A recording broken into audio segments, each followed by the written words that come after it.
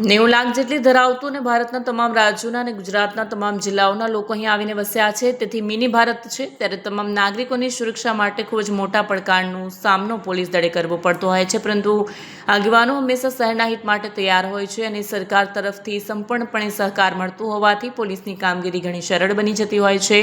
મનપાએ 1400 camera લગાવવા માટે 133 કરોડ રૂપિયા બજેટમાં ફાળવ્યા છે, તે પણ ખૂબ જ સરાહનીય બાબત છે. મુખ્ય સરકારી વકીલ નયન સુખડવાલાએ જણાવ્યું કે 450 કેસોમાં સફળતા મેળવી છે. તેનું કારણ પોલીસની મજબૂત તપાસ, ઉમદા કામગીરી અને સરકારની પૂરેપૂરી મદદ. સાંસદ ગોવિંદ ધોળકિયાએ કહ્યું હતું કે પોલીસની સક્રિયતાને લીધે 100માંથી 95 ગુના ઉકેલાઈ જાય છે. રાજ્યના નાયબ મુખ્યમંત્રી હર્ષ સંઘવી પણ કાર્યક્રમમાં વર્ચ્યુઅલી જોડાયા હતા.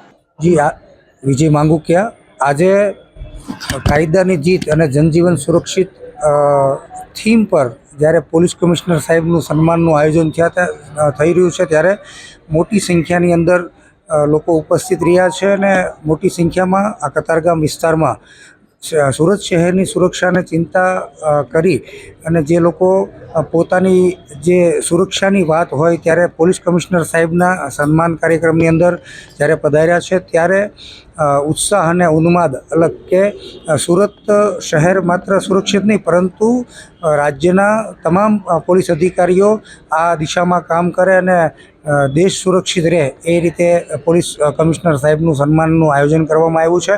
અને પ્રેરણા મળે કે સુરત શહેરના જે ગલી ગલીમાં જે રીતે અસામાજિક અને અનિષ્ટ પ્રવૃત્તિ કરનારા જે લોકો છે, એમને મેસેજ પૂરો પડે કે હવે લોકો પણ જાગૃત થઈ ગયા છે અને પોલીસ પણ સતર્ક છે, જેથી કરીને સુરતને સુરક્ષિત બનાવી શકે.